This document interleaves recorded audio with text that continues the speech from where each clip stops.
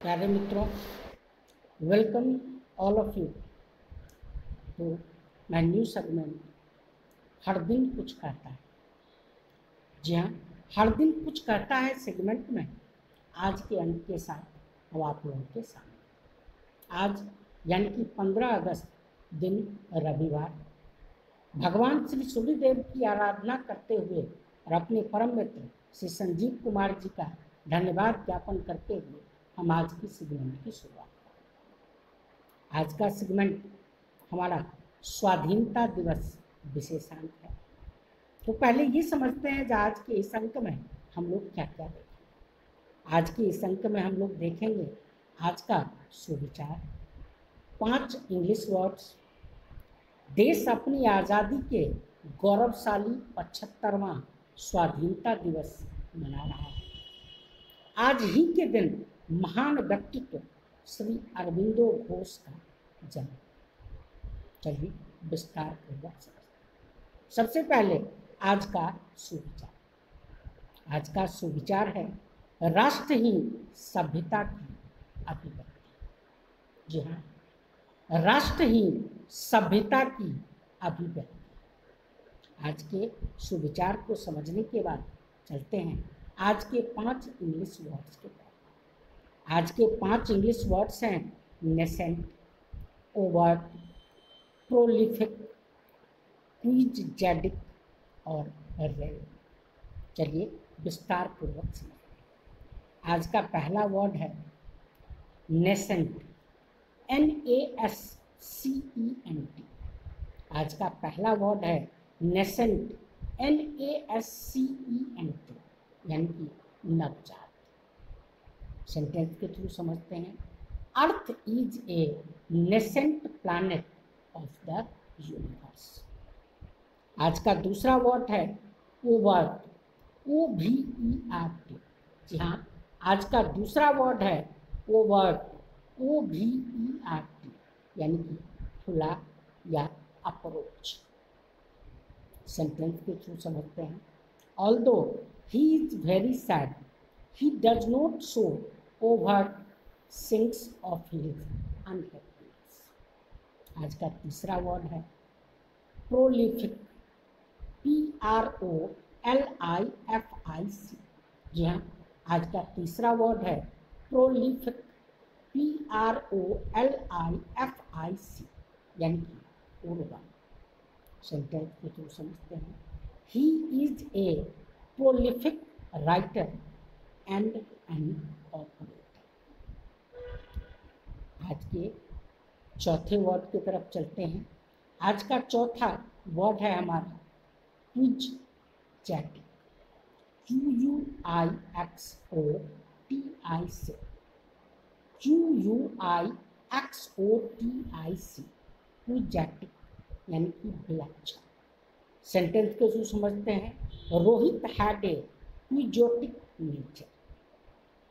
आज का पांचवा और आखिरी वर्ड है रेल्म, REALM। आज का पांचवा और आखिरी वर्ड है रेल्म, REALM, यानी कि छत। सेंटेंस के थ्रू समझते हैं। Saurabh has excelled in the realm of cricket.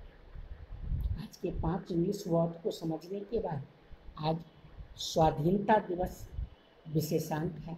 आज हम लोग अपने आज़ादी के 74 वर्ष पूरे होने की बातों के बारे में डिस्कस करेंगे। आज़ादी के 74 वर्ष पूरे। Long years ago we made a trust with destiny and now the time comes when we shall redeem our pledge, not wholly or in full measure, but very sustained. At the strike of the midnight hour, when the world sleeps, India will awake to life and freedom। यह पंडित जवाहरलाल नेहरू की सुप्रसिद्ध भाषण है, trust with destiny का अंश, और वह ऐतिहासिक दिवस था 14 अगस्त 1947। जी हाँ, ऊपर जो मैंने आप लोगों को एक स्टेटमेंट पढ़ के सुनाया, ये स्टेटमेंट श्री पंडित जवाहरलाल नेहरू के सुप्रसिद्ध भाषण का एक अंश है जो 14 अगस्त 1947 को उन्होंने दिया। दोस्तों, आज ही के दिन 15 अगस्त 1947 को हमने परतंत्रता की जंजीर को तोड़ते हुए उन्मुक्त माहौल को महसूस किया। इस अनुभूति को शब्दों में व्यक्त नहीं कर सकते। यह तो उन सपूतों की शहादत की तपिश है जो हमारी नस्लें युगों युगों तक महसूस करें। एक फैक्ट फाइल, भारत का क्षेत्रफल 32,87,263 वर्ग किलोमीटर। भारत का क्षेत्रफल 32,87,263 वर्ग किलोमीटर। हमारी शक्ति लोकतंत्र में निहित है और लगभग 135 करोड़ लोग देश की शान में खड़े। लगभग 31.5 करोड़ लोग ऐसे हैं जो हिंदी और अंग्रेजी दोनों भाषाएं समान रूप से बोल लेते हैं। यह संख्या 2011 की जनगणना के अनुसार है। कुल जनसंख्या का 26%।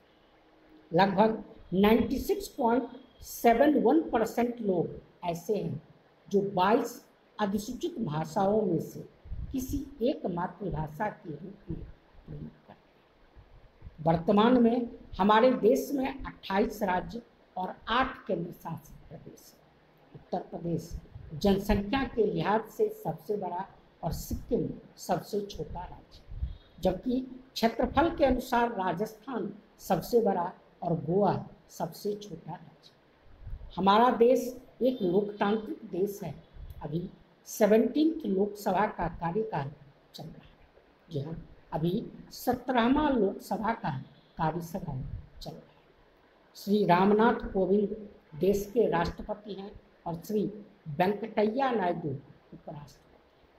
श्री नरेंद्र दामोदर दास मोदी देश के वर्तमान प्रधानमंत्री हैं जो 2014 के मई माह से इस पद को सुशोभित कर रहे हैं।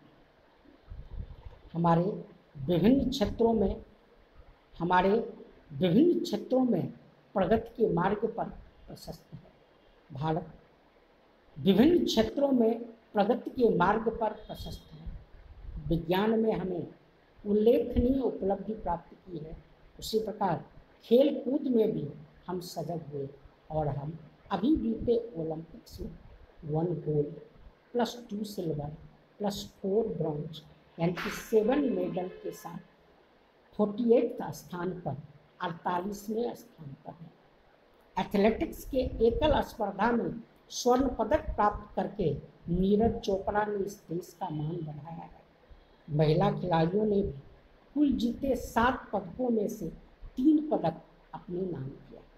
कोरोना वैश्विक महामारी में हम लोग एकजुट होकर कार्य कर रहे हैं और अन्य विकसित देशों की तुलना में हमने अपेक्षाकृत कम नुकसान झेले। अन्य विकसित देशों की तुलना में हमने कम नुकसान झेले। आज के इस विशेषांक को समझने के बाद चलते हैं आज के लास्ट सेगमेंट के। चलिए, अरबिंदो घोष का अर्थ। जी हाँ, आज ही के दिन यानी कि 15 अगस्त 1872 में कोलकाता शहर में भारत के महान विभूति अरविंद घोष का जन्म हुआ। ये एक प्रसिद्ध योगी और दार्शनिक थे। इन्होंने वेदों और उपनिषदों पर टीका लिखी। इनका शिक्षा दर्शन लक्ष्य की दृष्टि से आदर्शवादी, उपागम की दृष्टि से यथार्थवादी, क्रिया की दृष्टि से प्रयोजनवादी और महत्वाकांक्षी की दृष्टि से मानवतावादी। हमें इस दृष्टिकोण को शिक्षा में अपनाने की जरूरत है।